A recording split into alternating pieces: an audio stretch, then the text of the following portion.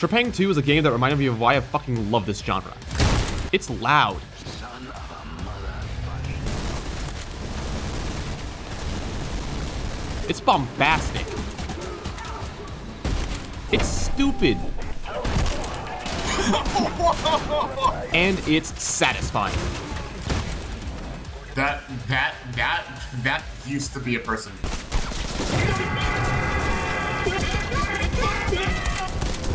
Jesus fucking Christ. So let's talk about one of the most satisfying shooters ever released and how it achieves this, because trust me, this shit doesn't just bang. It fucking pangs.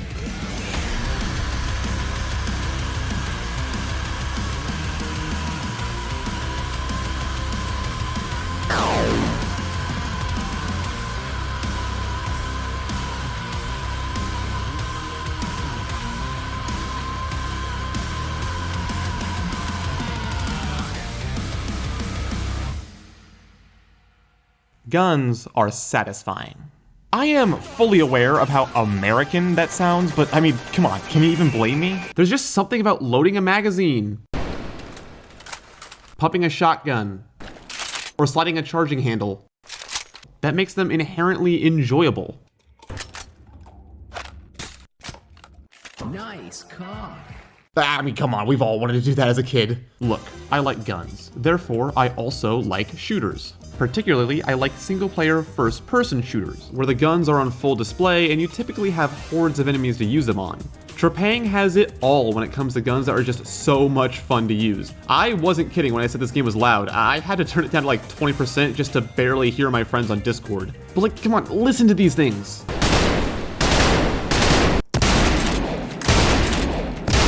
The sound design is phenomenal, to the point where I even find myself just swapping back and forth between the sword and the revolver in between combat encounters, because I mean, just listen to this.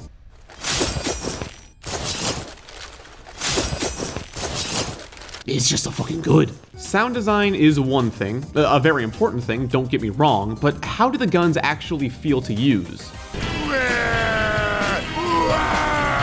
Let's do this Texas style. Absolutely fantastic. You might have seen a lot of footage of the shotgun so far, and I mean, can you blame me? It's the perfect weapon for this kind of game. I mean, ignore the fact that Spaz 12 is supposed to be semi-auto as well. Like, rule of cool, alright? I love the arsenal of weapons in this game. There's enough so that there's player choice and freedom, but not so many that it feels overwhelming or as though one gun overlaps or overshadows another. I love games with small arsenals because each gun feels as though it can better fill out its role, as opposed to being just another weapon that does basically the same thing. For a quick example, let's take the rifle and the SMG. Normally, in my opinion, the SMG is just straight up better with more ammo, bigger magazine, faster fire rate, and easier recoil control. But when using the focus mechanic, which I'll go in depth on later, the rifle becomes a perfectly accurate zero recoil laser beam of a weapon, whereas the SMG doesn't really change, giving the rifle a solid role as a headshot machine at the cost of focus. And for another example, let's take the revolver, one of the DLC weapons. It pierces the basic enemy's helmets, meaning that no matter what, you'll get a one-shot headshot unlike the rifle, and it has near perfect accuracy even outside of focus, as long as you're not dual wielding it, of course. However, the revolver is a slightly rarer drop from enemies, meaning that you'll have to be precise with each shot and manage your resources appropriately. Take note of that, I'll come back to it later, put a pin in it or something. Also, fanning the hammer with a revolver will never not be fun. So we've got our tools to rip the enemies apart, but those enemies are going to try to use those exact same tools to try and rip you apart. And the true magic of Trepang all starts with these guys. Come into our castle, suck our dicks, and call us gay! The AI is incredibly smart in the way that it was programmed. Firstly is the interactions that the AI has with each other. The enemies are constantly shouting, mainly to fill in some background noise to make the game feel like an action movie.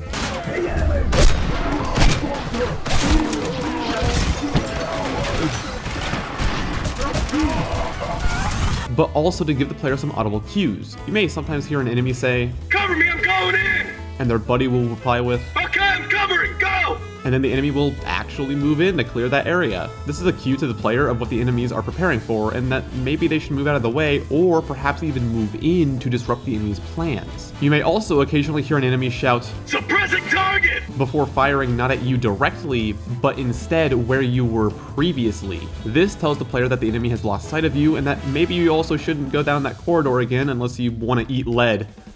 This is my favorite mechanic in the entire game. The fact that the AI will actually try to pin you down and lock you out from certain areas makes you, our resident super soldier, try and think smart about your position and how you can best approach the challenge ahead of you. As I said earlier, just breaking line of sight, whether that be by cloaking or just running around a corner, will cause the enemies to continue to shoot in that direction and try to pin you down. Meaning that, unlike other games where invisibility will just turn off the enemy's AI, they are still a threat and will force you to take action for the brief period where you are cloaked. Also, the enemies, even on rage mode, will not turn around automatically. I mean, they can and will, but you can still take advantage of the game's stealth mechanics to limit how quickly the enemies will be able to snap back around to you. Speaking of, this game has stealth mechanics. Insert joke here about how killing everybody means no one knew you were there, meaning it's technically still stealth. Wait. Stealth in this game, at least the way I see it, doesn't really exist for you to stealth entire missions. I mean, you can certainly try, I'm not going to stop you, but it's more so there to complement the enemy's AI, allowing you to start the fight however you want, as well as disengage at any time and reappear from any possible angle. The main and most obvious mechanic of stealth is lighting. It's harder to see in the dark, and this is indicated by a little dot in the center of your screen. If it's there, you're hidden, and the enemies will take longer to see you. If your flashlight's on, which, trust me, you will need, or if your gun has a laser, the enemies can see it and will know where you are. But it's not just about them seeing you, it's also about them hearing you. Making noise will alert the enemies to your position, whether you're running around or shooting a gun without a suppressor. Obviously. But something that's a little less obvious is that when the enemies are suppressing the area that you were in previously, they actually can't hear your footsteps over their own bullets, making it even easier to get behind them, even on the hardest difficulty. These stealth mechanics in combination with your cloaking device allows you to truly become the scariest thing in the video game. Yes, even over this bastard.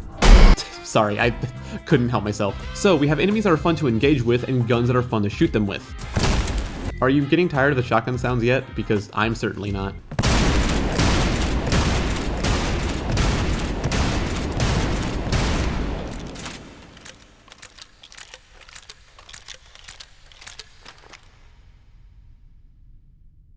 The game is already on its way to being incredibly satisfying, but the devs clearly knew that they could take it much, much further.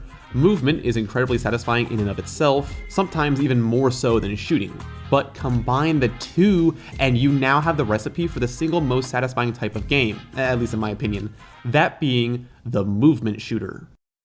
Trepang2 allows you to be incredibly fast. Your sprint speed is hilarious, and slide hopping is a good utility to make the most of your very limited stamina, assuming it's not boosted, which I'll talk about in just a little bit. The movement in Trepang is simple enough to pick up and intuitively understand, but has enough depth in combination with the gunplay that makes it incredibly satisfying whenever you pull off a sick-ass maneuver. Speaking of sick-ass maneuvers, let's focus on that. Focus is perhaps the single most unique form of survivability I have seen in any first-person shooter. This isn't the first game to include a bullet time effect, ahem, but it is the first one that I've personally played that has this mechanic, and it is incredibly well done. All you do is hit a button on your keyboard and boom, you're dodging bullets like Keanu Reeves. It doesn't get more simple than that, and the slow motion feels incredible when you're playing, especially the first time you use it. But what's even more satisfying than using the slow motion on enemies is acquiring the slow motion in the first place. If you've watched my video on Deep Rock Galactic, I talked about how the gameplay loop there feeds back into itself. You're mining away to collect resources so you can mine better, and the exact same thing applies to Trepang. Pull that pin out from earlier because we are talking about my personal favorite form of resource management, on-kill effects. This is Jim. Hello. He's dead now. Every time you kill a Jim, and yes, I do refer to the mall cops as that, you get 4 on-kill effects: ammo, armor, a stamina boost, and focus charge. Ammo needs no explanation, but what is worth elaborating on, at least briefly, is that certain weapons are slightly rarer than others, so weapons like the shotgun and revolver need to be used precisely and somewhat sparingly in certain cases. Armor is where things get really interesting. Every enemy, well, most enemies, drop a small armor pickup on kill. I love health on kill effects. Health on kill effects allow and encourage you to move in and be aggressive, which I love doing. Even on Rage mode, the game is built in such a way that moving forward constantly is rewarding, and as I mentioned, the game has the movement to facilitate that. In fact, moving backwards actually makes you slower, so the game is literally telling you, hey dumbass, move forward, don't stop holding W. However, Trepang doesn't actually have health on kill, it has armor on kill. You have two health bars, the blue one, your armor, which can be regenerated, and your health, which can only be regenerated via a health pack. Outside of the bulldozer, and yes, I know it's called the Juggernaut, but Dang nabbit, where is he? Don't be scared. Turn around, asshole. You're up against the wall, and I am the fucking wall. I'm calling it the bulldozer. Outside of thick gym, no enemies drop any health packs on kill. I initially didn't like this system, but I have actually grown to love it. It encourages you to move forward even more and remain constantly active to protect the health bar that determines if you win or lose. Now, I do have a couple criticisms of the system, which I'm going to go over briefly here.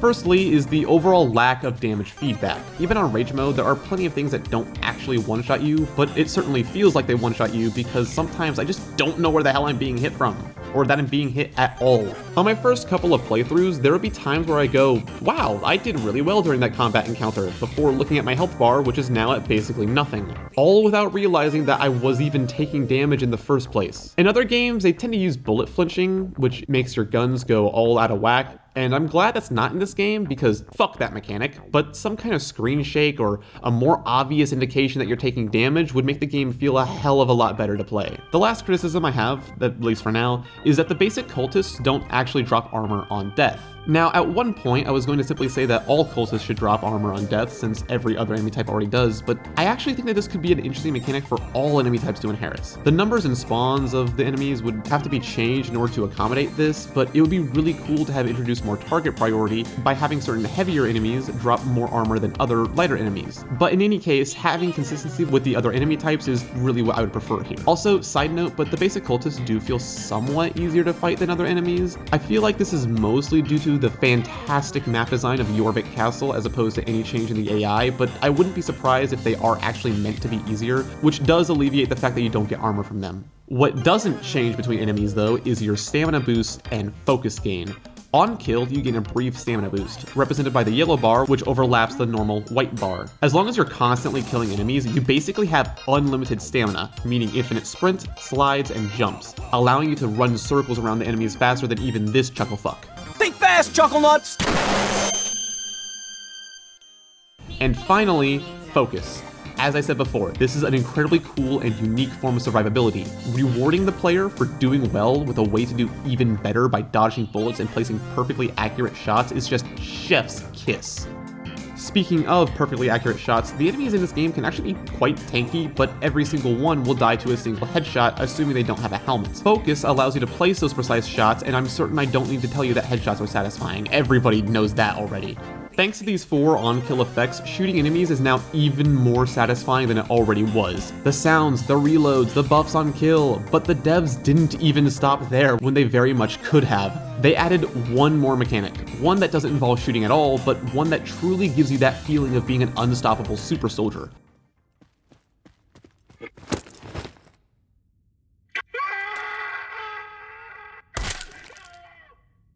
The hostage mechanic. If you sneak up behind an enemy, stagger them with enough damage, or knock them over by sliding into them, you can grab them and use them as a human shield, allowing you to block some bullets, or if you're feeling particularly fancy, you can pull the pin on their belt and toss them like a human fucking grenade. Yes, throwing a grenade. This mechanic is so funny, but so cool at the exact same time and offers another way to use your enemies as a resource. By the way, this does not take one of your grenades. The enemy becomes the grenade. As long as you have enemies, you have grenades. And so the game turns into this choice of, do you want to throw them for some extra damage, or do you want to snap their neck for better ammo and armor immediately? Choices like these are just very fun. All of this combined, the shooting, the resource management, literally toying with your enemies makes Trepang2 one of the best shooters ever released, and with the latest update in DLC, borderline infinite replay value.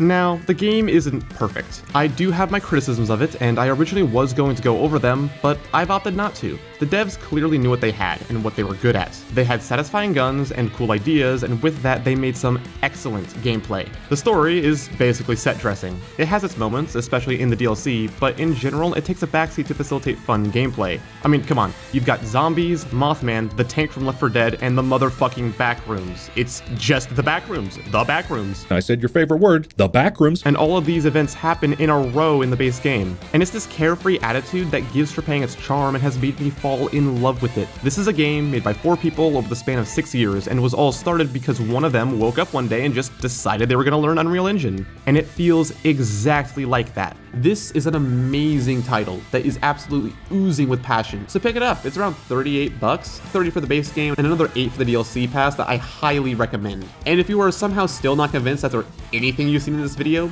try the demo. It's free, obviously, and contains the entire first level as well as the first side mission. Or pick it up on a sale. It is 100% worth your time.